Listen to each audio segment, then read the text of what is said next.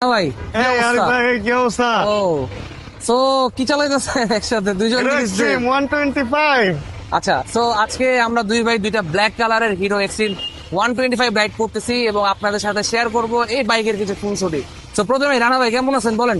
আছি আলহামদুলিল্লাহ আচ্ছা। ভালো ভাই, আপনি কেমন এই আছেন? তো চলতেছে আমার দিনকাল আর কি। সো আমাদের এই আড্ডাটা একটু ইউনিক আড্ডা, আমরা বাইক চালাতে চালাতে আড্ডা দেই, তাই আমাদের একটু হেলমেটটা নাই ক্ষমা দৃষ্টিতে দেখবেন আর কি, কারণ এলাকার ভিতর এবং খুবই স্লো রাইড করতেছি। রানা ভাই এই বাইকটা কেমন লাগে বলেন ফার্স্টে? এই বাইকটা হলো 125 সিসির মধ্যে 150 সিসির ফিলওয়ালা একটা bike. Right right. Size and power সবকিছুই। বাইকের আউটলুক এবং ওভারঅল সবকিছু আপনার কাছে কেমন লাগছে? আপনি যদি এটাকে 10-এ রেটিং করেন কত করবেন? এটা ভাই প্রাইসে রেটিং করতে গেলে 10 এর মধ্যে 9.5 দিতে হবে। প্রাইসে?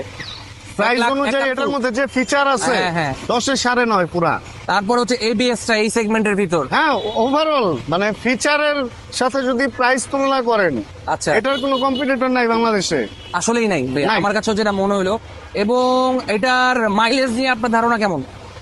মাইলেজ আমি খুব অল্পই চালাইছি, তবে আমি যেটা বুঝছি যে খারাপ হবে না। 150 সিসির চেয়ে বেশ ভালো মাইলেজই পাওয়া যাবে।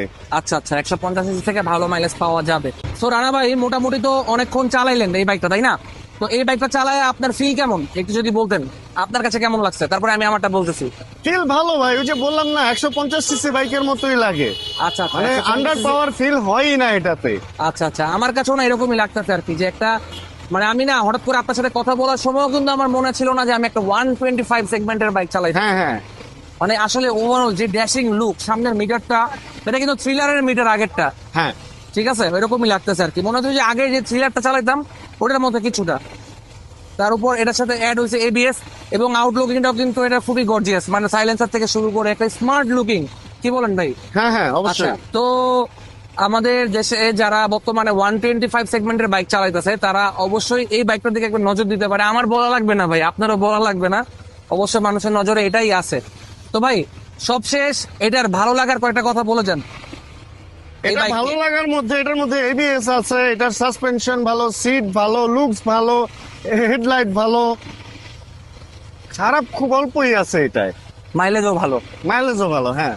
ওকে, সো দেখা হবে আবার অন্য কোনো ভিডিওতে। Till then tata, good bye, আসসালামু আলাইকুম। ওকে রানা ভাই, আল্লাহ হাফেজ।